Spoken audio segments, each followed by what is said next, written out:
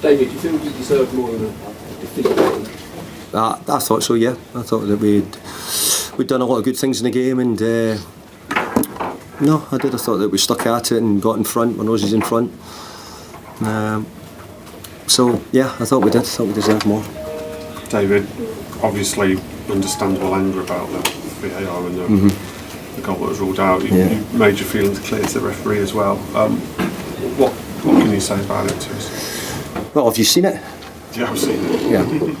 Well, the goalkeeper comes to take it and actually fumbles it out of his hands. It drops, and it actually came off his hands about 5 or 6 yards, so he could never recover it.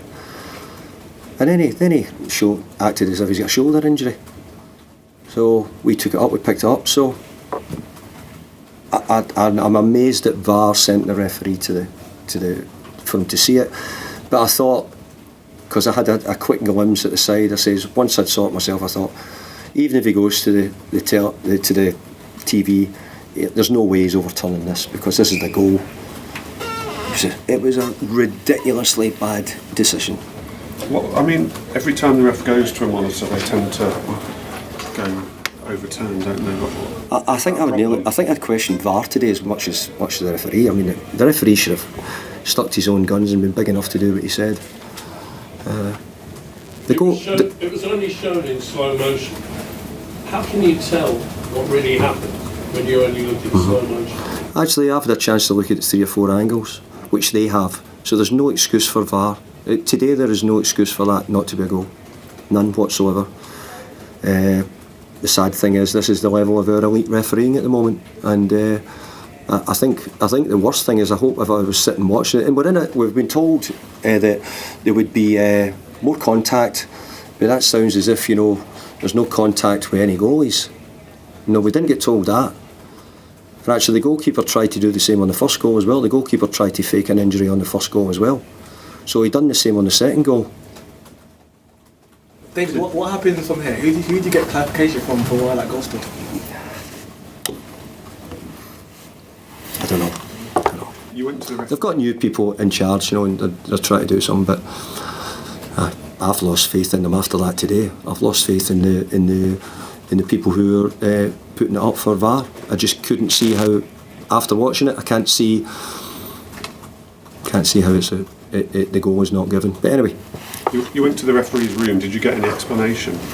No, I didn't want an explanation from him, because it'd have been a tough one for him to give, wouldn't it? Because try to justify that, my goodness, I don't think anybody could justify that. Even the referee couldn't. David, there's all sorts of ways now. I think there's a new kind of the 3-man panel that comes back to clubs after games and gives feedback and stuff like that. And maybe gives you a bit more of a voice to, a few days after the event to discuss what went on. Look, I'll not be doing in the next few days with this. I'll not be the only manager who gets bad decisions. So I've had a bad decision today, but I think one which is, I don't think there should be many in the room would actually say for any reason it wasn't a goal. I think the room would have to say it's a goal. It'd be hard not to. So there'll be bad decisions all season. We're 50-50, and yeah, maybe there is people who are the panel, but it's not going to do anything different. All you're going to say is I've lost 4 games. I'm not going to say that we should have had a really good result out of this game today. So it's affecting, it affects you, and it affects us. But I thought in the main the team done a pretty good job. Maybe not at our most fluent best, but we're trying to piece things together and find our way forward a little bit at the moment. But we're certainly back to being resilient, hard to beat, well organised, and all those things are really important. And I saw Jared came over. I think he was talking to you guys while the decision was being checked. Yeah. May I ask what the discussion Jared said that he never touched the goalkeeper at all, and if you look at it, he jumps him, he straddles him, and if there was anything, it might have been a slight trailing foot. If there was anything at all, which the goalkeeper had already mishandled the ball and dropped the ball, and it had come off him 4, 5, 6 yards where he couldn't recover it. Is that professionalism, or is it from the goalkeeper, or is it darker than that? Well, maybe then if you ask me, then he faked a shoulder injury. Didn't affect him playing the last 15 minutes or whatever it was after that. Do you mind if your players do stuff like that? If it gets I actually think that's a bit insulting question to me a wee bit, because I don't put my team out to do that. I'm not saying it doesn't happen, but I certainly don't set my team up like that. And I find that a wee bit insulting, because if you know me, I wouldn't do that. I meant it respectfully. I didn't. I'm sure you did. I'm just saying this, but I'm answering the question because I think to myself, of course, we'll get a decision somewhere where maybe somebody goes down and it might be easy, so I accept that will happen to me somewhere on the journey, and I'll be saying, hey, great, it's a penalty kick, or it's whatever decision it goes. But ultimately, the football we play in this country is unique. And it's unique because of the level of the challenges. It's why everybody watches it. It's why the speed of the game today. It's why the ball and play time is one of the biggest now. And it's why and I can only tell you, I managed in Spain. There was more people dived, more people went down, faked injury, and the ball and play time was something like about 48 minutes.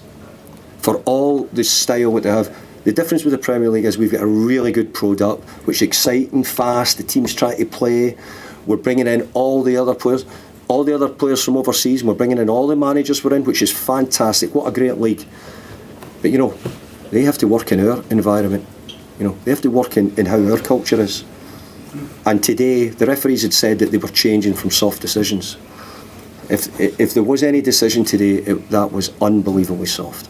David, is the problem that when anybody does comment on anything to the referees, whether it's good, bad or whatever, it seems like you're always running the risk of fines and things. Yeah. That's why I'm trying to be careful with my words here. Yeah, exactly. No, indeed, but I mean, But I'm also a whinging manager. I'm a whinging manager. That's the other way to look at it. So I'm either one or the other.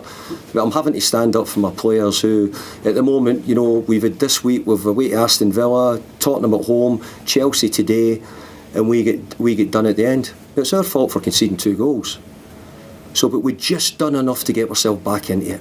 Just done enough, and it was taken away for absolutely no reason. So something has to change, doesn't it, for the referees for the system to get better, because they've got to listen to these genuine concerns from somewhere, haven't they? I think that someone says something and gets fined. Yeah, I think they're trying. Yeah, look, ultimately, if we don't want to, I'm not trying to. Referees, I make loads of mistakes, so referees can make mistakes. But I would hope that if the referee had made a mistake, then that's why it's corrected by VAR. Now, if you're saying today VAR corrected a referee's mistake, I'm saying I do not see that in a million years. And I'm actually more embarrassed for the guy who done it at VAR than I am even for the referee, because that's telling me someone who doesn't understand football and probably shouldn't be near it if they think that was enough to send the referee to the screen. Okay. Thanks for your time. Cheers, thank you. Guys. Cheers, thank you. you. Ta.